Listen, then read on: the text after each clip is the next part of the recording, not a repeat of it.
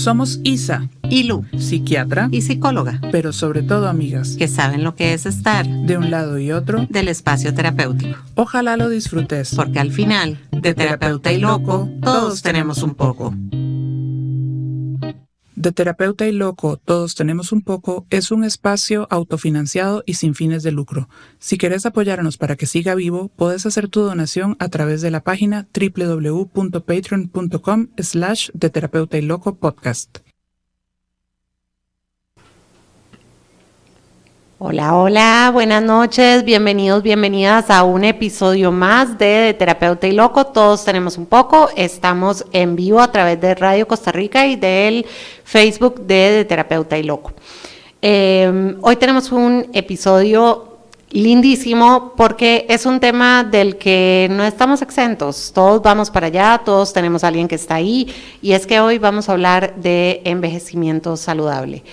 Para esto voy a dejar que Isa nos presente a nuestro invitado, pero primero, Isa, buenas noches, ¿cómo estás? Hola Lu, siempre muy contenta de estar por acá con todos los que nos escuchan y que también nos siguen, ahora también por YouTube en vivo, según nos contaron, hoy sí lo vamos a lograr transmitir por ahí. Y muy contenta de tener al invitado que yo tuve la oportunidad de escuchar en algún momento y que yo le venía diciendo a Lucy, porfa, invitémoslo al podcast, porque creo que este tema va a estar bien agradable. Tenemos con nosotros al doctor Fernando Coto Iglesias. Él es médico especialista en geriatría y gerontología, graduado con honores de la Universidad de Costa Rica, científico de datos y máster en inteligencia artificial en salud, investigador, autor y consultor clínico, y actualmente tiene su consulta en el Hospital Internacional La Católica. Bienvenido, doctor. Bienvenido, Fernando. Muchas gracias por aceptar la invitación. No, para mí es un honor compartir con ustedes acá y bueno, jamás me imaginé estar en esta silla y espero que podamos explorar todo este tema apasionante que trajimos. Muchísimas gracias de verdad por estar hoy con nosotros y tal vez empecemos hablando de, ¿verdad? ¿Cómo podríamos definir el envejecimiento? Creo que es algo del que nadie está exento, que el mundo de, ¿verdad? De la moda y de tal vez más estético, siempre nos está constantemente diciendo cómo lucharlo a través de todos los procedimientos y cosas que podemos hacer, pero desde la parte médica, ¿de qué hablamos cuando hablamos de envejecimiento? Tenemos que decir que el envejecimiento es un proceso biológico que es natural y que es universal. No estamos exentos de él, y es un proceso en el cual va a implicar cambios a nivel estructural de las células y va a provocar que los tejidos, los sistemas y los órganos de nuestro organismo vayan cambiando, pero también hay cambios que ocurren en la esfera mental, en la parte emocional, van a haber cambios que van a ocurrir también en la esfera social. Y esto es un concepto que nosotros tratamos de sacarlo de la esfera médica más bien para hacer énfasis en que como generación y como sociedad no estamos exentos de esto. Justo esta mañana estaba leyendo y compartiéndole a mis hijos una publicación que estaba en Medscape que decía que por qué la generación Z está envejeciendo más aceleradamente. Y entonces vienen algunas cosas muy interesantes de por qué una generación podría envejecer de manera acelerada. Y planteaban varias cosas, desde el estrés, la angustia a las que se ha sometido esta generación, pero una de las cosas que decía es que la autopercepción. Entonces se percibían cambios de envejecimiento de manera más temprana y era un tema de percepción nada más, pero entonces comenzaban a tener intervenciones estéticas y relacionadas para tratar de aparentar una edad menor, y más bien lo que se lograba era totalmente lo contrario, aparentar estar más viejo.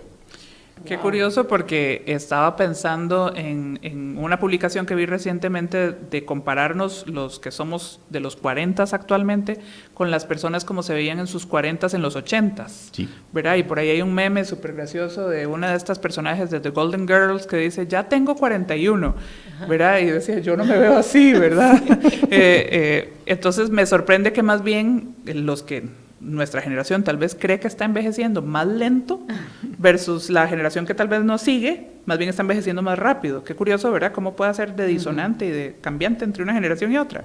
Así es, y mucho tiene que ver con la percepción. Claro. ¿Verdad? Sí es cierto que, como les decía, hay un proceso biológico que no podemos evitar, pero que podemos manipular. Entonces el envejecimiento no es evitable, pero es manipulable, en el sentido de que podemos envejecer si entendemos y aceptamos este proceso que es único, que es individual, pero que podemos manipular esa trayectoria. ¿Qué vamos a hacer? Vamos a envejecer apropiadamente, vamos a envejecer de manera, llamémosle promedio, o vamos a envejecer muy mal, de manera acelerada. Y entonces, ¿cuál sería la forma de ir envejeciendo, de manipular ese proceso y de ir envejeciendo de una forma más saludable? Claro, esa es una súper pregunta. No estoy seguro de tener la respuesta más apropiada, porque eso sería hablar de patrones de envejecimiento. Y tradicionalmente en la literatura médica lo que hemos hablado es el patrón de envejecimiento exitoso y el patrón de envejecimiento inapropiado, que nosotros desde el punto de vista médico, los geriatras, le llamamos el patrón de envejecimiento de fragilidad, en el cual se van perdiendo mecanismos homeostáticos, se van perdiendo capacidades, y entonces la persona comienza a enfermarse de manera más temprana, a complicarse de manera más temprana, y tiene un acortamiento al final de cuentas en su expectativa de vida.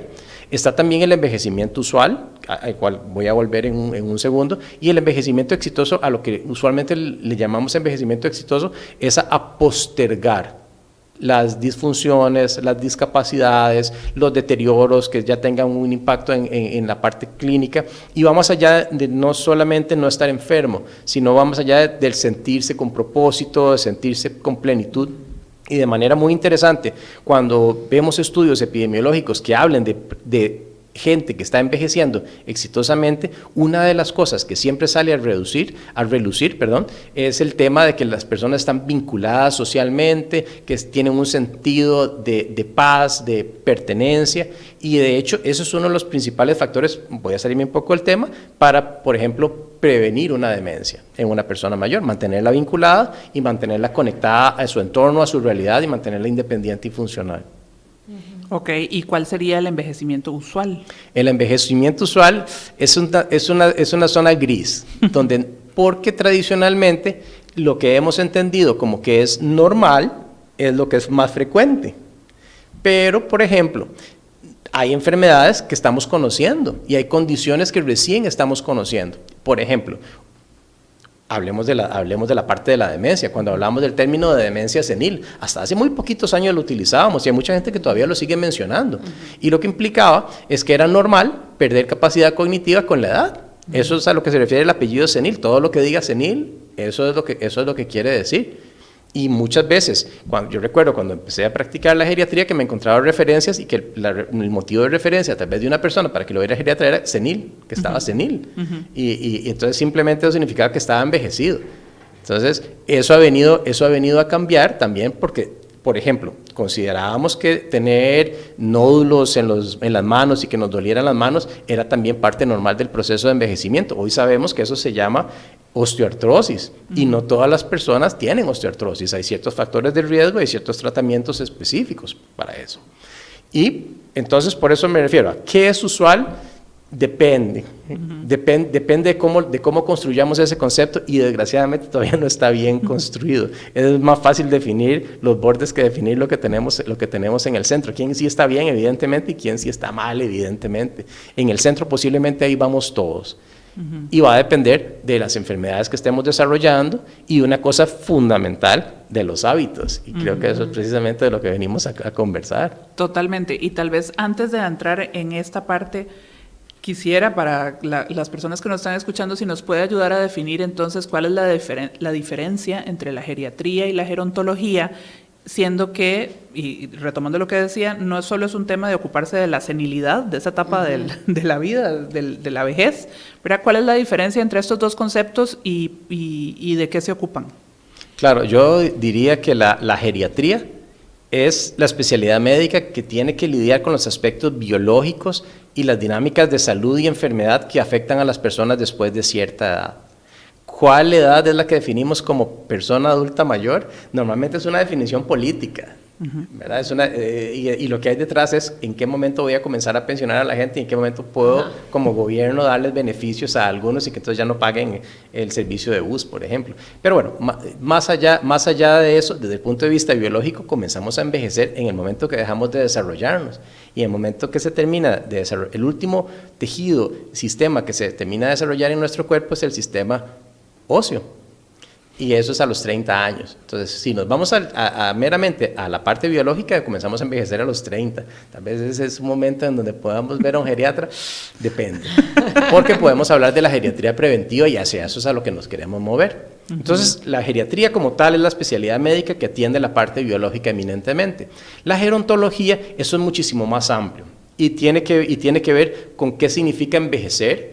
Y más allá de la parte biológica, influida la parte mental, la parte física, la parte espiritual y la parte social, que son, al final de cuentas, los componentes que nos permiten a nosotros sentir en algún momento plenitud en la vida. Ahora, si uno como médico quiere hacer una especialidad en personas mayores, probablemente es la geriatría. Pero la gerontología reúne a una serie de profesionales que no necesariamente son médicos, abogados, arquitectos, psicólogos, psiquiatras. Qué bonito esto de empezar a envejecer a los 30 años. Me acuerdo una vez que mi abuelita, como de 75, casi llegando a los 80, me dijo, no, mijita, es que yo todavía no estoy de geriatra, ¿verdad? Yo dije, perfecto, y si la señora cree que todavía no está de geriatra, qué bien, ¿verdad? Se lo respetamos y ella va donde sus tratantes. Pero esto que mencionaba usted de la geriatría preventiva me parece, digamos, interesantísimo, ¿verdad? Yo no me imagino yendo a consulta con un geriatra todavía, justamente tal vez en consonancia con lo que decía mi abuela, pero qué bonito pensar, ¿verdad?, esta amplitud de una especialidad como esta y, como dice usted, tratando de acercarnos a hábitos y estilos de vida más saludables que nos permitan tener un envejecimiento con éxito, ¿verdad? Y creo que esta parte del concepto de que el envejecimiento tiene que ver con hábitos, con estilo de vida, es parte de los cambios de los que estamos hablando que ha habido a lo largo de la historia en cuanto a envejecer. O sea, envejecer ya no es quedar tieso a nivel de articulaciones y quedar senil porque ya no se acuerda de las cosas y tal vez...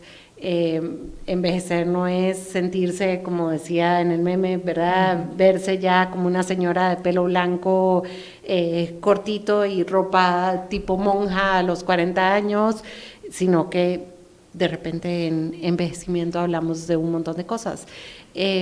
¿Cuáles son todos estos cambios que ha habido? Usted decía, bueno, el envejecimiento tiene mucho que ver con la percepción, con hábitos, con estilo de vida.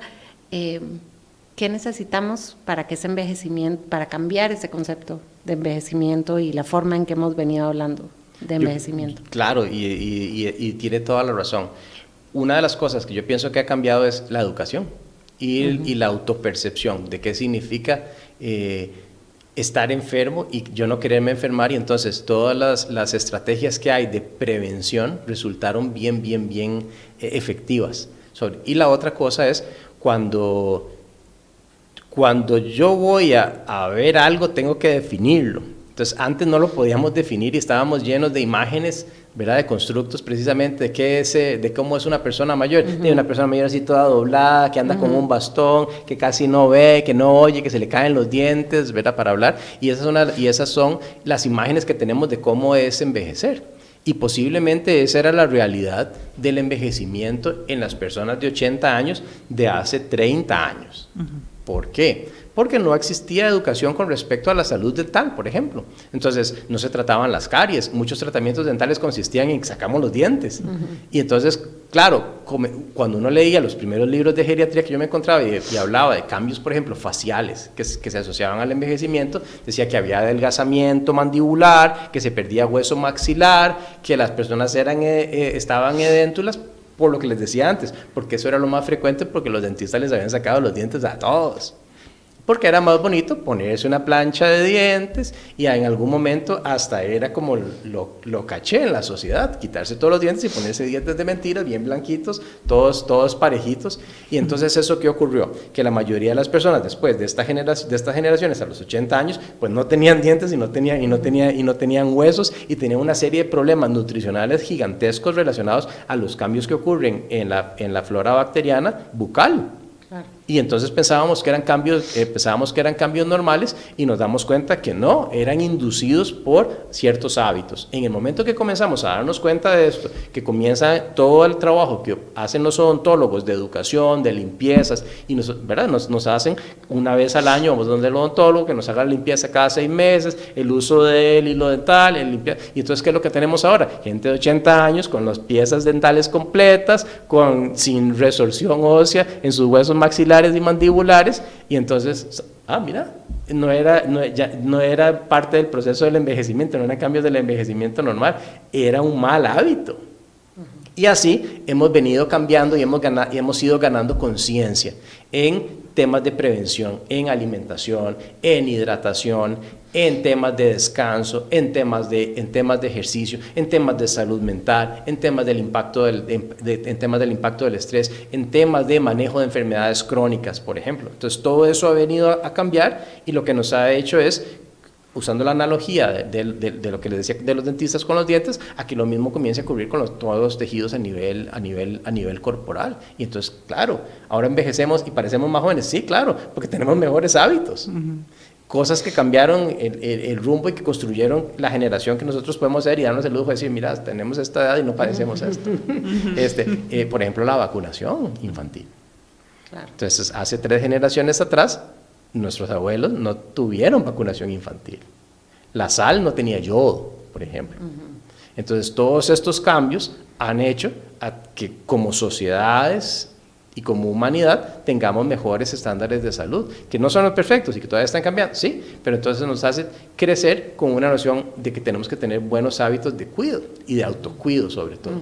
Y eso no está exento, entonces, a cuando ya seamos grandes, seguir con autocuido. Y bueno, ustedes son las expertas en recomendar esas cosas, y se dan cuenta del impacto tan grande que hay cuando la gente no tiene buenos hábitos de autocuido. Sí, y hoy, de hecho, el tema que nos convoca es hablar de uno de esos grandes hábitos que tenemos que tener, y es el de realizar ejercicio. Pero antes de entrar ahí, a mí me gustaría, como pensaba ahora mientras lo oía hablar, que yo decía, bueno, yo también me acuerdo, mi primera rotación en semiología fue en el Blanco Cervantes, entonces nos enseñaban eso, los cambios en la cara por los pacientes, que si estaban edéntulos o no, y esto. Yo decía, bueno, cuando nosotros lleguemos a los 65, para poner el término, digamos, oficial de la adultez mayor, ¿qué cosas tal vez no nos hemos dado cuenta que estamos haciendo mal y que llegamos a la vejez y que tal vez pensábamos que era normal de la vejez, pero no eran así, sino que estamos teniendo malos hábitos en el presente? Cuando ya yo llegué a la vejez, a la adultez mayor, ya no hay nada que hacer, no hay nada que modificar, no hay hábitos que implementar ahí. Es como que ya perdió la oportunidad de esta persona. Eso es algo que me gustaría como explorar. Ese siempre es un dilema. La respuesta es, nunca es tarde. Es la frase más trillada que hay, pero bueno, yo todos los días atiendo pacientes de 80, 90, tengo en mi consultorio un cuadro de un pajarito que hizo una paciente con bodoquitos de 102 años que estaba deprimida, y que la intervención fue cambiar hábitos, y el hábito que cambiamos es que la señora no socializaba. Y en el momento que empezó a socializar y comenzó a ir a un grupo, comenzaron a hacer ciertas terapias manuales, y entonces la señora se despertó. Ahora, desde el punto de vista de la parte física, el ejercicio siempre va a tener beneficios, y va a tener beneficios en salud y en enfermedad. Pongamos un caso extremo donde las personas normalmente no están envejeciendo de manera apropiada y han llegado, por ejemplo, a una demencia. A los pacientes con demencia mayores, estamos hablando de gente de más de 80 años con demencia, ponerlos a hacer una rutina de ejercicios estructurada tiene un montón de beneficios en el comportamiento, en el sueño, en el apetito, y genera una serie de cambios importantísimos. Y entonces, si esto ocurre en una persona mayor demenciada, ¿qué no va a generar de cambios el ejercicio en una persona más joven, libre de enfermedad? Qué interesante, porque eso, muchas personas piensan en la demencia, y tal vez le quería pedir que nos definiera brevemente qué es una demencia, porque piensan en ese momento como ya en el final, y una persona con una condición demencial puede vivir muchísimos años, ¿verdad? Y piensan que tal vez ya no hay nada que hacer. Entonces, ¿qué es una demencia? ¿Qué entendemos por demencia en sencillo para quienes nos escuchan? Sí, demencia a lo que se refiere es a que hay pérdida en las capacidades mentales de una persona y que esa pérdida es tal que ya impide que esa persona viva de manera independiente. Le está afectando lo que nosotros le llamamos las actividades de la vida diaria. Entonces, tiene problemas para manejar el dinero, tiene problemas para orientarse en la calle, tiene problemas para cocinar de manera apropiada y lo que hablábamos antes de los temas relacionados con el autocuido. Una de las cosas que afecta más la demencia y donde uno la logra detectar usualmente es cuando una persona comienza a tener malos hábitos de autocuido. Y entonces ahí vemos que las personas comienzan a perder peso, que las personas comienzan a perder lenguaje, que las personas comienzan a perder conexión social, que las personas comienzan a caerse, que comienzan a tener cambios en su composición, en su función. Y ahí entonces es cuando detectamos y hablamos de que hay una demencia, es una condición mental que genera una dependencia física. Y que de nuevo no es una condición normal y que todos vamos a ese lugar. No, y de hecho más bien una de las cosas que tenemos que hacer y de la idea de las intervenciones del ejercicio precisamente es prevenir todo este tipo de deterioros. La demencia es una falla ya del sistema nervioso. Y cuando hablamos de ejercicio, ¿de qué hablamos? Porque creo que es importante, el ejercicio ha sido uno de mis talones de Aquiles toda la vida, entonces de esas cosas que a uno le cuesta implementar en la vida. Entonces de repente está el concepto de, ok, tengo que hacer ejercicio, tengo que ir al gimnasio 4 veces por semana, hacer una rutina súper extensa. Ahora sí sabemos, hablamos hace poco de menopausia, ¿verdad? Del impacto del ejercicio de peso en las mujeres. Entonces sabemos ya que necesitamos ejercicio, ¿verdad? Alzar peso. Pero, ¿de qué estamos hablando? Estamos hablando de ir y hacer CrossFit todos los días, de hacer ejercicio súper extenso, de hacer horas y horas en un gimnasio, o estamos hablando de movimiento, de cuánto tiempo, de qué es lo que sabemos que beneficia nuestra salud, porque sé que para todos los que nos ha costado implementar el ejercicio y que tal vez no hemos tenido el ejercicio como parte fundamental de nuestra vida, siempre sentimos que estamos como en falta, porque no llegamos a ese nivel de, ok, soy super fit, ¿verdad? Entonces necesitamos ese nivel super fit para poder decir que estamos haciendo ejercicio o que entendemos por hacer ejercicio para prevenir todas estas cosas que estamos hablando. Todo esto es súper interesante. La respuesta corta es depende. Pero voy a comenzar a estructurarla de esta forma, diferenciando lo que es ejercicio de lo que es actividad física. Entonces, la actividad física es lo que hacemos todos los días. No podemos tal vez comparar nuestro trabajo sentados en un consultorio o trabajando frente a un computador de por ejemplo, el trabajo que tienen las personas que recogen basura o un cartero. Que es un trabajo de estar de pie, estar en movimiento. No podemos comparar nuestro nivel de actividad física diaria, por ejemplo, de alguien que trabaja en construcción, de alguien que trabaja en una biblioteca. Entonces, ahí viene la actividad diaria. Ese sería como el basal de cada uno. Ese sería como los hábitos, las rutinas. Ajá. Mis rutinas y mi trabajo diario, qué tan activo soy.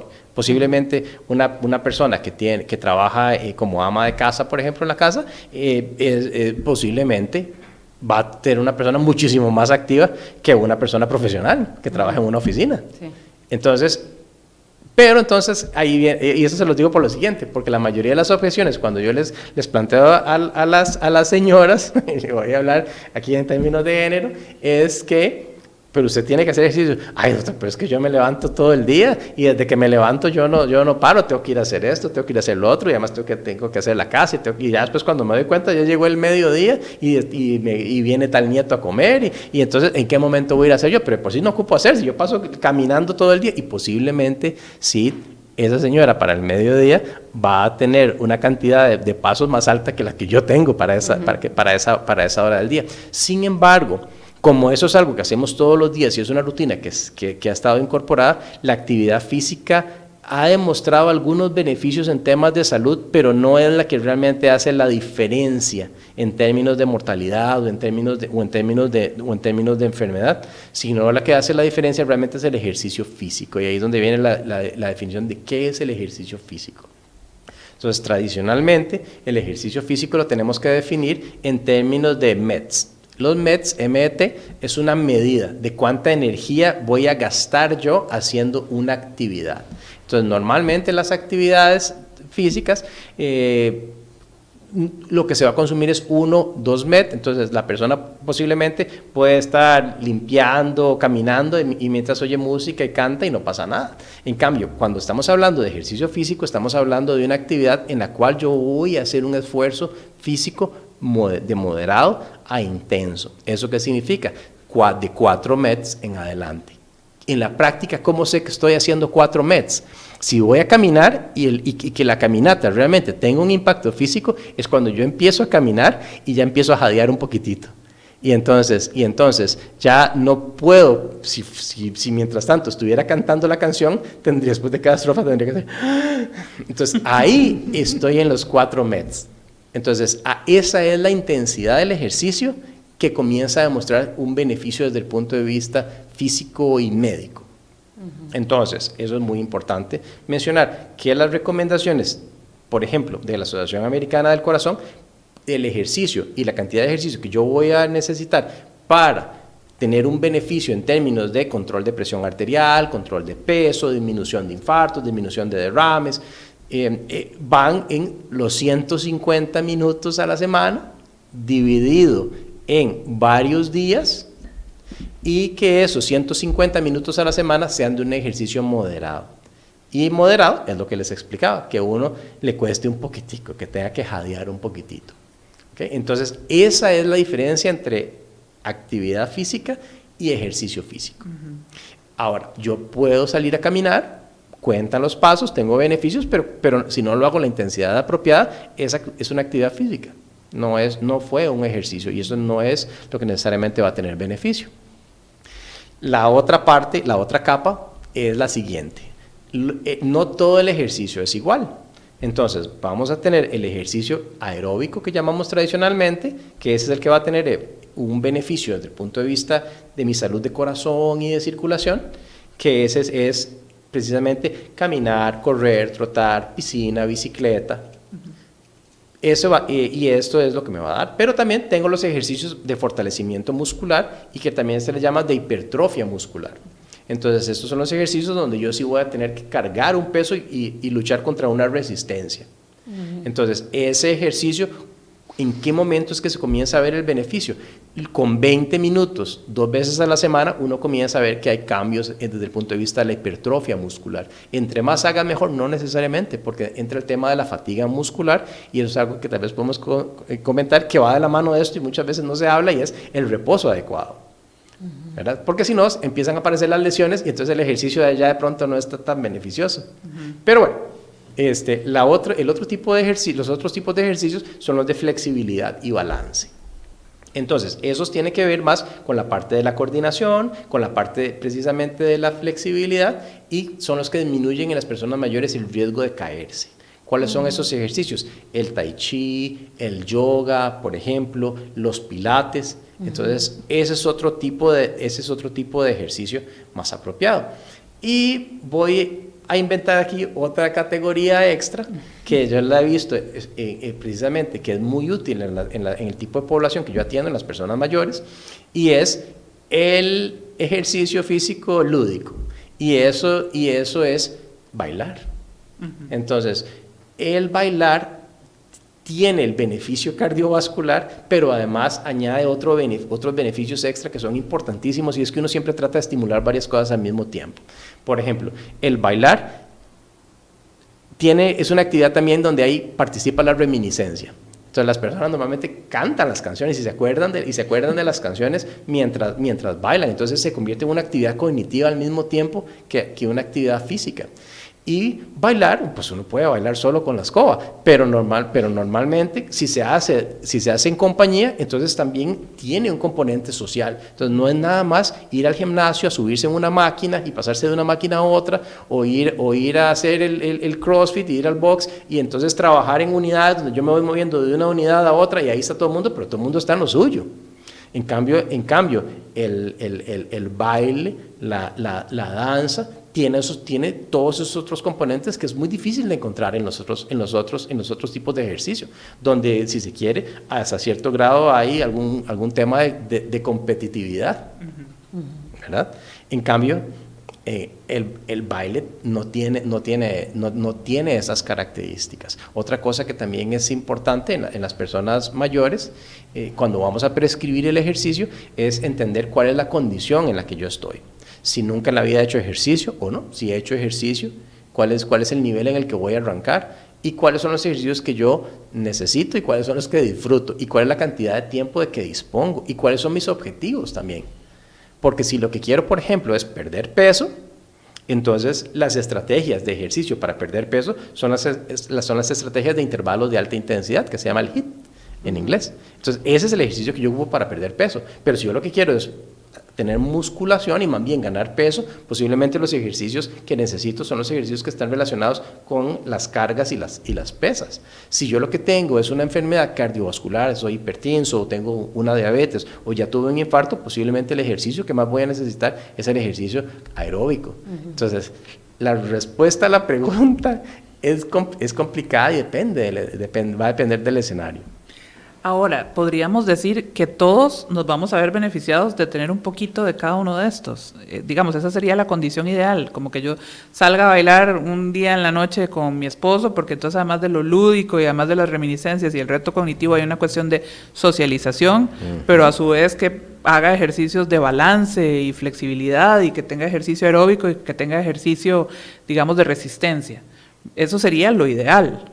Pero de pronto va a haber personas que dicen, no, pero nunca he hecho y ya ahora tengo que hacer un montón y además, ¿con qué tiempo los voy a hacer? ¿Cómo podríamos entonces empezar a priorizar, a saber cuáles son los que deberíamos de hacer, más allá de la necesidad de perder peso o más allá de prevenir o tratar una persona que tenga ya una enfermedad cardiovascular? ¿Por dónde se puede ir la gente? ¿Es solamente un tema de disfrute? ¿O ese sería, digamos, como el factor inicial? Porque yo ya estoy sudando con los 150 minutos a la semana, los 4 METs más el rato, 1 hora de pilates más, o sea, ya estoy haciendo los números en mi cabeza y no sé, no me dan. No hay 150 minutos. Claro, eso es una recomendación y aquí es donde viene el tema de la carga que implica el hacer ejercicio, porque uno lo puede ver como un mandato, que esto hay que hacerlo sí o sí. Si usted no hace ejercicio, usted está out con respecto al envejecimiento. Si usted usted no le interesa a usted y usted no está haciendo nada. Y entonces aquí vienen un montón de ideas con respecto a la composición corporal, ¿verdad? Con respecto a la imagen que uno tiene, la imagen también que uno proyecta y la imagen que los demás le montan a uno de cómo se ve, ¿verdad? Pero entonces, y también tiene que ver con los temas. Porque, por ejemplo, si yo tengo que salir a trabajar, que además tengo que cuidar a mi familia, tengo que hacer eso en la familia, y además soy una generación sándwich, donde tengo hijos, pero también tengo papás grandes que tengo que cuidar. Entonces, ¿en qué momento voy a dedicarme yo tiempo a mí? Si 150 minutos a la semana, yo no tengo 150 minutos a la semana, mejor me quedo así.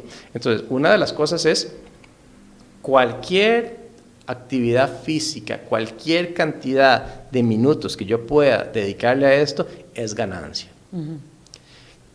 Tiene que ser algo que yo pueda convertir en un hábito, y ahí es donde viene el tema de que, bueno, los principios de cómo voy a generar un buen hábito. Entonces, primero, si realmente es algo con lo que puedo comprometerme conmigo, entendiendo que esto es a largo plazo, no es algo que yo voy a hacer ejercicio este mes y ya, logré bajar peso o logré ganar músculo y ya lo logré y ya hasta ahí llegué y check, sino entender que es algo que yo tengo que poder incorporar dentro de mi estilo de vida y que lo tengo que ir modificando conforme mi propia historia va cambiando. Entonces, si yo lo que tengo ahora y que le puedo dedicar al ejercicio son 10 minutos al día, de lo que sea, es ganancia, porque es crear el espacio y es crear una rutina. Entonces, ¿cuál ejercicio va a ser mejor? Va a depender otra vez de muchas cosas. Pero cualquier cosa es mejor que nada. Estamos hechos para estar en movimiento. No estamos hechos para ser sedentarios. Entonces, si no puedo cambiar el hábito o introducir el hábito del ejercicio, entonces vayámonos a un escalón más abajo. Cambiemos entonces un poquitico nuestro nivel de actividad física diaria. Entonces, escojamos dejar al propio el carro más lejos y caminamos. ¿Verdad? Escojamos crear un espacio de vinculación con nuestra pareja, con nuestros hijos o con nuestros papás, que sean cosas activas. Vean que cada vez vemos más beneficios y se prescribe más naturaleza a la gente. Entonces, el tema de, bueno, vamos a vernos el domingo para desayunar. Bueno, pues ¿por qué no cambiamos eso por ir a hacer una caminata y nos comemos un sándwich en el camino? ¿Verdad? Entonces, es ir cambiando la forma en la que tenemos nuestro estilo de vida hacia algo que sea un poquito más de actividad. Esos pequeños cambios van cambiando también mi mentalidad, porque conforme yo empiezo a moverme y empiezo a hacer ejercicio, comienzan a ocurrir una serie de cambios físicos, pero también comienzan a ocurrir una serie de cambios emocionales y de cambios cognitivos. Comienzo a dormir mejor, mi apetito se regula mejor, los niveles de ansiedad bajan. O sea, a niveles tan importantes como tomar una pastilla. ¿Verdad? Entonces, en el momento que yo comienzo a percibir esos beneficios y esos cambios, entonces eso me hace tener la noción de que por ahí es el camino. La otra cosa es que se ha visto que si yo tengo una pareja para hacer ejercicio, hay más probabilidades de que yo también haga ejercicio. Entonces, los hábitos saludables normalmente se pegan. Entonces, una de las estrategias, si uno nunca ha tenido como el impulso, es acercarse de manera intencional con alguna amistad que sí tenga ese hábito y que sea el que nos jale al principio hasta que podamos como poder desarrollar el hábito del ejercicio. A final de cuentas es un hábito y es un muy buen hábito. El sedentarismo, por el otro lado, es un factor de riesgo para un montón de enfermedades, de todo tipo. Y vamos a ver, a muchas, o al menos a mí me parece que es muy evidente entender cómo el ejercicio me va a beneficiar a nivel físico. Como psiquiatra, evidentemente a nivel emocional también me queda claro, y creo que a la mayoría, ¿verdad?, sabe que pueden bajar ansiedad o pueden liberar mucho estrés golpeando un saco de box o corriendo o nadando. ¿Cómo es que el ejercicio beneficia a nivel cognitivo? Es interesantísima la pregunta. Se ha visto que el ejercicio disminuye, o sea, cambia la circulación, la forma en la que circula la sangre a través del cerebro cuando uno hace ejercicio y cuando uno no hace ejercicio. El cerebro es un órgano maravilloso y una de las cosas que tiene es que es capaz de regular la cantidad de sangre que llega a qué zona. Cuando hacemos ejercicio, se comienzan a activar una serie de zonas cerebrales que normalmente no reciben una cantidad de sangre en reposo. Entonces, mejora la circulación, disminuye los niveles de inflamación a nivel cerebral, mejora, y es algo que sabemos hoy. El siglo pasado, cuando yo estudiaba medicina, nos decían que las neuronas ahí están y con las que usted nació, ya nació, y si perdió unas, se hizo al lado. Hoy en día sabemos que existe la neurogénesis y que sí se pueden reponer las neuronas.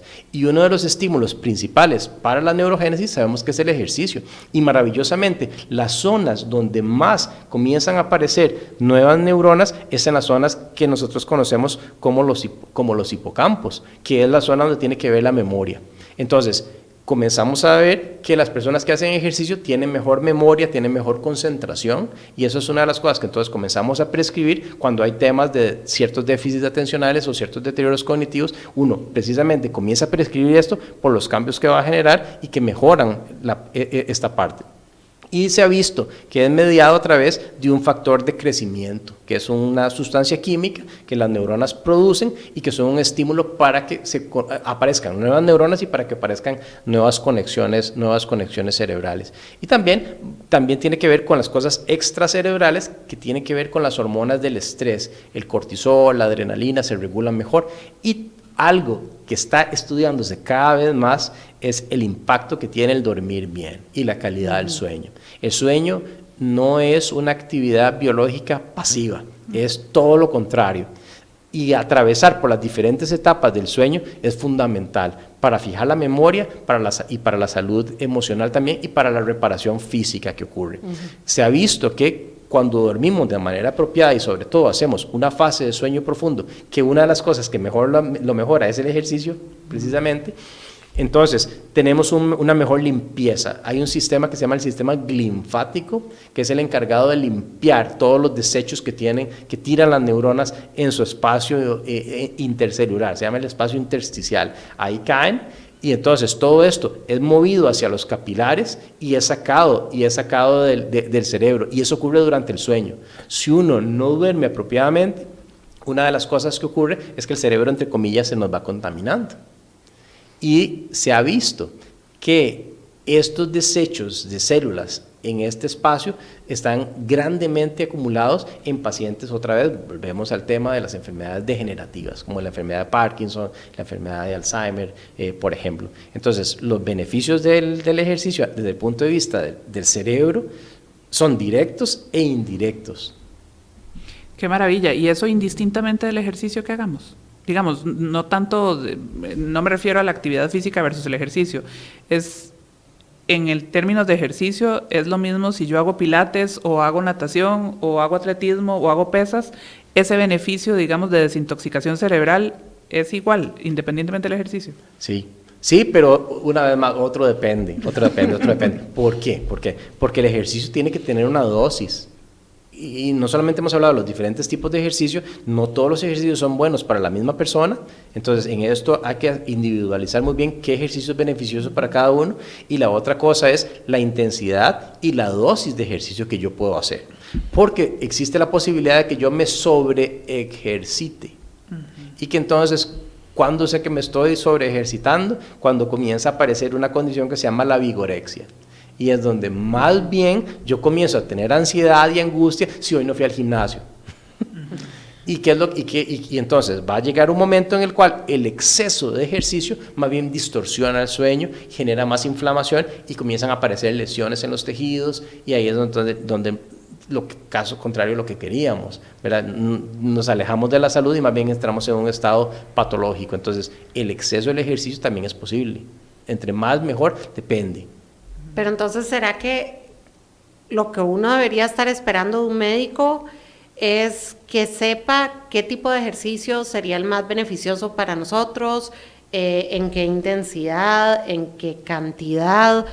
O sea, tal vez de un médico o del entrenador del gimnasio o del entrenador personal, no sé de quién, pero pensándolo ahora desde la parte médica, ¿verdad? Y desde que estamos prescribiendo el ejercicio como una forma de envejecer saludablemente, lo que deberíamos estar esperando, o sea, esto es parte de lo que podríamos ver en una consulta de este tipo, de un profesional haciendo este análisis de cuál es el mejor ejercicio para usted, a qué intensidad, qué cantidad de tiempo semanal, o esto es un poco muy volado. No. De hecho, la pregunta es sumamente válida y es algo que ha venido a tomar mucha importancia.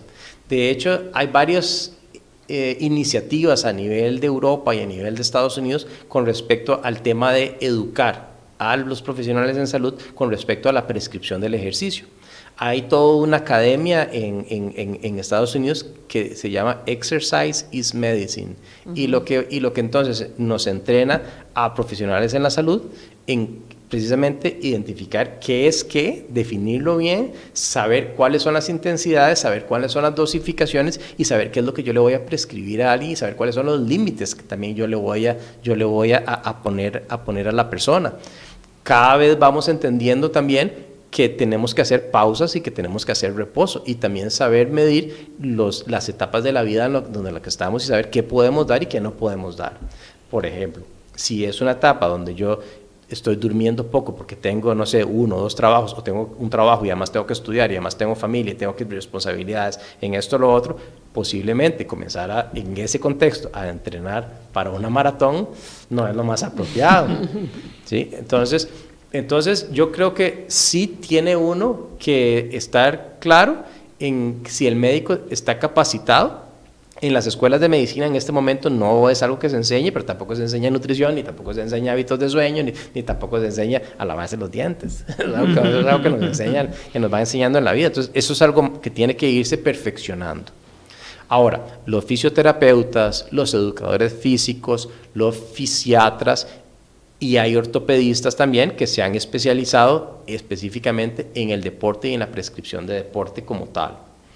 Los geriatras también nos hemos metido en esta área precisamente porque les decía lo que hablábamos al principio del enfoque global e integral que uno tiene, donde yo sé que para que la persona esté bien y le vaya bien en los años que le quedan por delante, va a depender de los hábitos que tenga. Entonces tengo que saber qué prescribirle y también tengo que saber qué desprescribirle, porque los geriatras también nos encargamos de estar quitando medicamentos, de estar modificando hábitos y de comenzar a debatir con recomendaciones que las personas tal vez les hizo un médico, sí, pero hace 20 años, entonces eso era válido para cuando usted tenía 40, pero ya usted tiene 65, entonces cambió un poco el tema. Entonces por ahí es por donde va, pero la respuesta fue muy larga, concisa, es sí, el médico tiene que saber prescribir el ejercicio, porque si no, lo que la persona hace es decirle, sí, usted tiene que hacer ejercicio, sí, entonces ¿qué hace? No, salga a caminar, no va a pasar nada, y muchas personas no pueden caminar además, porque tienen problemas en las rodillas cuando son mayores, o tienen problemas de espalda y les duele muchísimo, y entonces el médico me mandó a caminar, pero a mí me duele mucho caminar, yo no voy a poder caminar, entonces, ¿en qué terminamos? Que la persona no hace nada. Y además que todo este otro beneficio que estabas explicando antes, digamos a nivel cognitivo o a nivel lúdico o a nivel emocional, no se va a alcanzar porque es visto esto de nuevo como un mandato de vaya camine, como cuando también a los pacientes lamentablemente les decimos, no, baje de peso, lo que tiene que es bajar de peso, haga ejercicio, va a caer en un cajón, ¿verdad? Y ahí se quedó, el paciente no recibe el beneficio que podría tener si se le prescribiera correctamente ese ejercicio, ¿cierto? Sí, voy a tal vez a entrar en un concepto que a mí, cuando la primera vez que estuve expuesto me pareció maravilloso, y es que el músculo no tiene edad. Y esto resultó que cuando se hacen biopsias de músculo, además de las células musculares, hay unas células metidas entre las fibras musculares que se llaman las células satélite. Resulta que son células madre. Entonces, ¿a qué le llamamos una célula madre? Es una célula que no está diferenciada y que se puede convertir en un montón de cosas. Estas células satélites son células madre que hay en nuestros músculos. Claro, cuando estamos jovencillos tenemos un montón de células satélites y podemos hacer un montón de músculo, pero con la edad no se pierden del todo, están ahí. ¿Cómo las estimulamos? Entonces, para formar músculo, porque esto sería lindísimo, ¿verdad? Poder tener todos los beneficios del ejercicio, pero tomándonos una pastilla o inyectándonos algo. Entonces, se probó qué pasaba si me inyecto hormona de crecimiento. ¿Qué pasa si yo inyecto hormona de crecimiento? Porque entonces sabemos que la hormona de crecimiento estimula que los músculos crezcan, y así debería ser. La otra cosa es, ¿qué pasa si yo le doy mucha proteína al músculo? ¿Verdad? Si apunta proteína, el músculo va a crecer. Y lo otro es, ¿qué pasa con el ejercicio? Entonces comenzaron a aparecer algunos estudios donde comparaban las intervenciones, la nutrición, la suplementación y el ejercicio físico. Entonces lo que se encontraron es que los grupos donde yo me inyectaba hormona de crecimiento o tenía un suplemento de proteína sin ejercicio, no pasaba nada, el músculo no crecía. Más bien veía un montón de efectos secundarios de esos suplementos a otro nivel, como que la persona más bien aumentaba grasa. Los únicos que aumentaban el músculo y que mejoraban la función muscular son los que hacían ejercicio. ¿Por qué? Porque se vio que cuando el músculo se comienza a estirar y comienza a tener pequeños traumas, pequeños desgarros, pequeños micro desgarros, eso es un estímulo mecánico para la célula satélite. Y entonces ese estímulo mecánico estimula que esa célula satélite, célula madre, se convierta en músculo. Y la única forma de que eso ocurría era liberando una sustancia química que se llama el factor de crecimiento mecánico. Y el factor de crecimiento mecánico solamente se libera si hay un estímulo físico. Por más que yo me lo tome, no pasa nada. Por más que yo me suplemente proteína, no pasa nada. Es eso en el contexto del microtrauma. Entonces, ¿a qué voy? con que hacer ejercicio y terminar uno un poquitito magullado es buenísimo, eso es lo que uno quiere. Hacer un ejercicio donde usted sienta que el músculo trabajó, porque son esos microdesgarros los que van a tener el beneficio y los que van a tener la estimulación mecánica. Y eso ocurre a cualquier edad. A personas de 100 años se les ha puesto a hacer ejercicio y se les hacen después biopsias a los músculos a ver qué pasaba y hay fibras musculares nuevas. Hay gente centenaria. Entonces son estudios clásicos de ejercicio y porque a cualquier edad va a haber un beneficio. Eso significaría entonces que siempre, en la edad que sea, el ejercicio es algo positivo y no hay como un límite de edad, que creo que es una creencia, ¿verdad?, muy como común de ya está muy grande, ya para hacer ejercicio ya no se puede. Lo que usted está diciendo justamente sería, a cualquier edad el ejercicio va a ser beneficioso. A cualquier edad el ejercicio va a ser beneficioso. El ejercicio que va a ser beneficioso es el que nos va a dejar un poquito magullados. Ajá. El ejercicio que no está bien hecho es el ejercicio que deja dolores articulares. Las articulaciones no deben doler ni durante el ejercicio ni después del ejercicio. Si eso duele es porque el ejercicio no se está ejecutando de la manera apropiada, no se está ejecutando en la intensidad apropiada o se está ejecutando un ejercicio que uno no debería hacer. Entonces, eso es muy importante. La articulación no debe doler, el músculo sí. La otra... Es difícil hacer la distinción. En el momento en que uno está ahí, lo pienso, ¿verdad? A veces, puña, me duele el hombro. ¿Será que, verdad, me está doliendo esta parte? ¿Será que es el músculo? ¿Será que es el hombro como tal? ¿Será que hice algo mal? O sea, como que eso siempre está ahí. Sí, uno tiene que, en el ejercicio adecuado, uno sí va a sentir la tensión muscular, uno sí va a sentir donde el músculo está trabajando y está tenso y hay un concepto que se llama la fatiga muscular, cuando llegue al fallo muscular. Y eso es que mis músculos están capacitados para soportar cierto peso en cierta cantidad de repeticiones. Entonces, cuando es, digamos que yo estoy haciendo un ejercicio con una mancuerna, ¿verdad? Si yo no puedo levantar la mancuerna, obviamente no estoy logrando un ejercicio apropiado. ¿Cuál es el peso apropiado con el que yo tengo que empezar? El peso aquel que me permita a mí hacer por lo menos 8 repeticiones, sin que el músculo me falle. Si ya yo voy por la sexta repetición y ya voy temblando y la segunda ya se me fue así y se me fue la mancuerna, obviamente estoy a un peso por encima de lo que yo puedo alzar. Entonces, eso es muy importante, tal vez desde el punto de vista práctico, tomar en consideración cuando estamos hablando de un ejercicio de peso o de resistencia. ¿Sí? La otra cosa es que cada articulación tiene sus rangos de movimiento. Entonces, el ejercicio, uno no trata de llevar las articulaciones por fuera del rango de movimiento para el que están diseñadas o que puedan lograr, porque ahí sí puedo tener daños musculares relacionados con un ejercicio mal ejecutado, a una intensidad mal ejecutada o un ejercicio que yo no debería estar haciendo.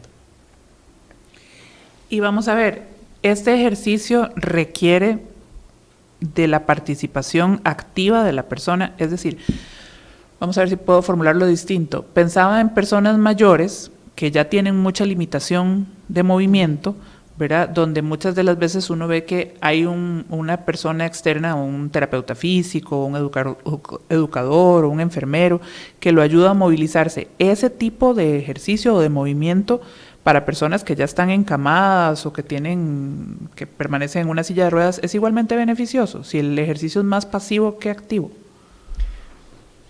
Igual, va a depender de la estrategia de lo que estemos logrando, porque por ejemplo, la rehabilitación también es diferente del ejercicio físico, pero el punto tal vez es el siguiente.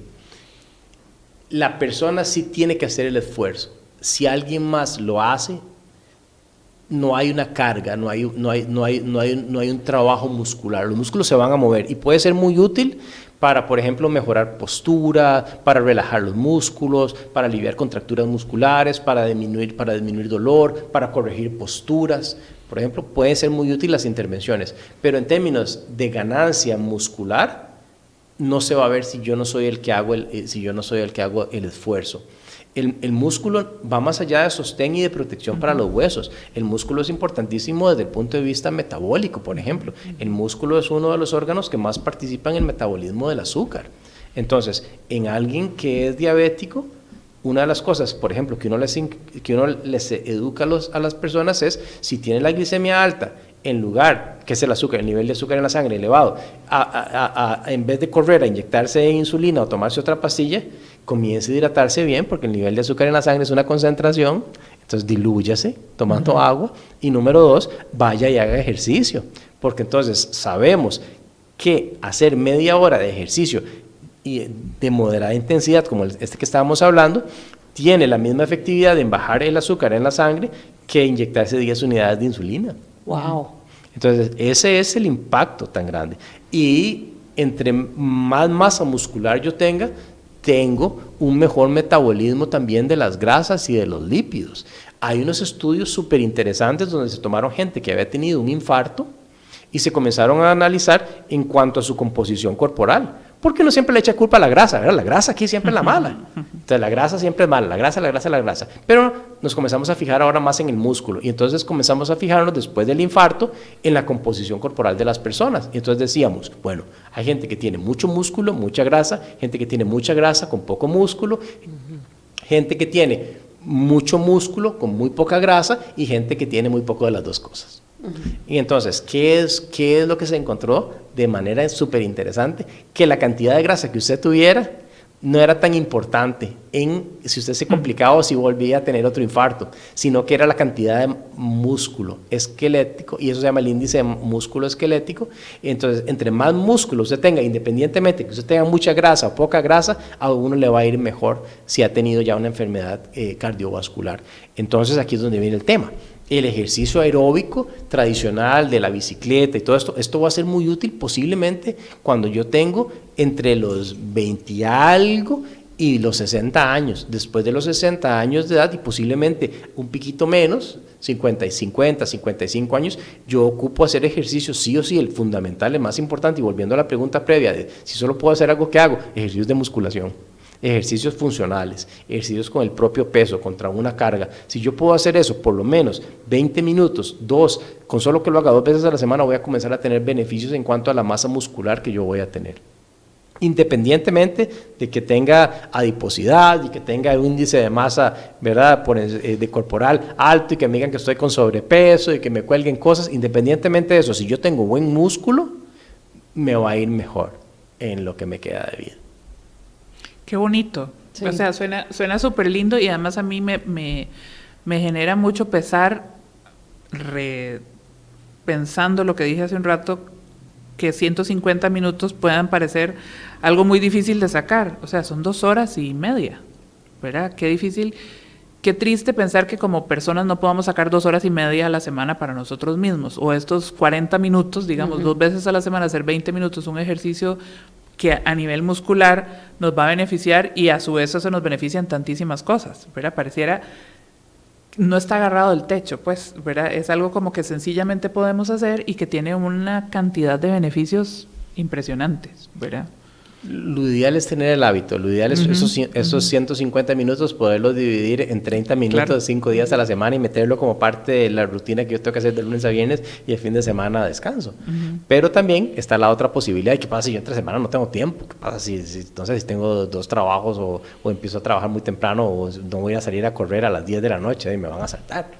Y además a esa hora sueltan a todos los perros y es un desastre. Entonces, entonces la posición es, bueno, ¿y qué pasa si yo el domingo es el día que puedo dedicarle a esto y el domingo hago los 150 minutos?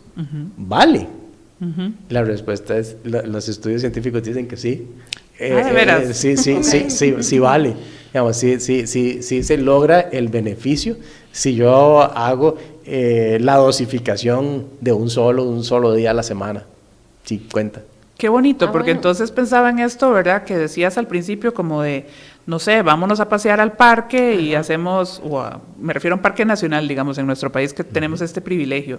La gente que se puede ir... Hacer hike a la montaña. Claro, hacer caminata en la montaña, irse a Prusia, llevarse los sanguchitos, caminas una buena hora para allá y luego otra buena hora para acá y ya hiciste 2 horas de ejercicio y además tuviste este espacio de socialización, contacto con el verde, contacto con la familia o los amigos con los que fuiste, ¿verdad? O sea, qué montón de beneficios y dosificados en un solo día. Y creo que el qué hacemos y el por qué lo hacemos hace toda la diferencia, ¿verdad? De nuevo, yo les decía, a mí el ejercicio es algo que siempre me ha costado mucho Y el cambiar el chip de lo hago por el peso, o lo hago por estar fit, o lo hago por... a cambiarlo a, ok, esto lo hago por estar fuerte, esto lo hago para que mi cuerpo procese mejor la glucosa, esto lo hago para que mi cuerpo funcione mejor, esto lo hago porque realmente estoy ayudando a mi cuerpo a estar saludable por muchos años. Yo creo que esos cambios de chip ayudan muchísimo a nivel personal. A mí es una de las cosas que me ha ayudado, ¿verdad? El pensar en poder alzar a mi hijo, en poder jugar con él y no necesariamente en esta parte tan estética que, bueno, las mujeres lo tenemos súper fuerte y los hombres también, porque en realidad también es muy fuerte la presión de verse de determinada manera. Si uno sale de ahí, que todo bien, si eso es suficiente motivación, ¿verdad? Si eso es lo que los motiva, pero si no es el caso y de repente uno lo dice, ok, no, es porque realmente quiero ese músculo que me cuide, que me baje los niveles de glucosa, que haga que a nivel cardiovascular mi cuerpo funcione bien, es una forma de motivarse distinto. Y rescatando algunas de las cosas que usted decía, ¿verdad? Enfocar mucho el hecho de empezar de a poquito, pero mantenerse constante. Me encanta esto de decir, bueno, ok, no lo logré en toda la semana, pero hoy puedo irme a caminar 2 horas a la montaña y esto me va a ayudar, pero hacer poquito todos los días es una forma de crear un hábito. No empezar muy alto, porque a veces tenemos y por eso preguntaba al inicio, ¿qué es hacer ejercicio? Porque de repente si yo lo que creo es que tengo que estar súper en forma, ir a correr una maratón y tengo que hacer todas estas cosas, que ahora por suerte el ejercicio es una moda, ¿verdad? En la época de nosotros era fumar y tomarse un trago en las fiestas, ahora los chiquillos, ¿verdad? La moda es poder estar fit y hacer ejercicio, y ese cambio me encanta. Pero de repente, ok, no necesito ir a correr una maratón, pero sí hacer 20 minutos de ejercicio que me cueste hablar, de un ejercicio que haga que esté suficientemente agitado y que me cueste hablar. Ok, eso es más fácil de meterlo en el día a día y de ir creando este hábito tan importante que estamos hablando, porque si algo ha quedado claro hoy es la importancia que tiene el ejercicio para poder envejecer de manera saludable. Sí. Sí, la verdad, yo quedo muy a gusto, incluso motivada, ¿verdad? Sí, a ver cómo sacar esos 20, esos 30 minutos diarios, pensando en el beneficio que va a tener para mi cuerpo, para mi envejecimiento, como un todo, ¿verdad? Como usted bien lo decía al inicio, desde el punto de vista físico, desde el punto de vista emocional, desde el punto de vista cognitivo, incluso desde el punto de vista social, ¿verdad? ¿Qué tanto bien le va a hacer no solo a mi cuerpo, sino también a mi entorno, ¿verdad? Un envejecimiento lo más sano, ideal posible, ¿verdad? Entonces, espero que a todas las personas que nos escucharon igual les quede como esa espinita, y nada más quería agradecerle, y no sé si se le queda alguna cosa que quisiera compartirnos ya para ir cerrando. Sí, más bien muchísimas gracias por el espacio, creo que es sumamente importante. Este es uno de los hábitos nada más, pero es uno de los pilares. Hay otros pilares que también tenemos que tomar en cuenta, y algo importante, cuando uno le pregunta a las personas mayores, independientes, las más saludables, que no necesariamente no es que están enfermas, ¿qué es a lo que más le tienen temor? Porque yo trato de aprender de las conversaciones que tenemos en la intimidad del consultorio, y una de las cosas que más le tiene temor a la gente es en ser una carga para la familia. Entonces, el ejercicio es una intervención sin efectos secundarios, bien practicado, bien dosificado, que nos va a alejar de esa figura de ser una persona mayor que necesite un bastón para caminar, que esté todo encorvado, que esté todo dolorido, y que sea una carga para mi familia. Entonces, ese es como el pensamiento que yo quisiera tener. Tratemos de imaginarnos cómo queremos ser nosotros a los 80 años de edad, y yo a los 80 años de edad posiblemente lo que quisiera es estar con mis nietos surfeando Qué lindo. o aprendiendo alguna cosa nueva, y no hay un límite para esto. Cada día nos encontramos más personas mayores haciendo actividad física, disfrutando al aire libre, disfrutando a plenitud de sus vidas y disfrutando a plenitud de la sociedad y todo lo que hay. Entonces, es esa persona que vamos a ser nosotros en el futuro, la tenemos que construir desde ahora. Pero no la tenemos que construir de un solo. Ahí vamos a pasito a pasito. Maravilloso. Doctor, muchísimas gracias. Realmente creo que este episodio, ¿verdad?, que nos sirve tantísimo a todos y a todas, y a todas las personas que tenemos cercanas, porque todos tenemos personas ya en diferentes rangos de edades, y estemos en el rango de edad que estemos, creo que esta información que usted nos ha traído hoy es valiosísima, así que de verdad muchísimas gracias por acompañarnos hoy. Muchísimas gracias de verdad, y a todos los que nos siguieron en la transmisión en vivo que estuvimos viendo. Estuvo bien activa la compañía. Tal vez no tuvimos tanto chance porque había como mucho por cubrir, para hacer preguntas y demás. Muchísimas gracias por acompañarnos, y sobre todo, Fernando, muchísimas gracias por acompañarnos. No, para mí ha sido un honor estar aquí. Gracias a ustedes. Muy bien, buenas noches. Gracias. Buenas noches a todos. Este podcast se encuentra disponible en Spotify, Apple Podcasts, Google Podcasts y en YouTube. Déjanos una reseña y tus comentarios en la plataforma en que prefieras escucharnos. También, si deseas más información, puedes seguirnos en Instagram de Terapeuta y Loco _podcast.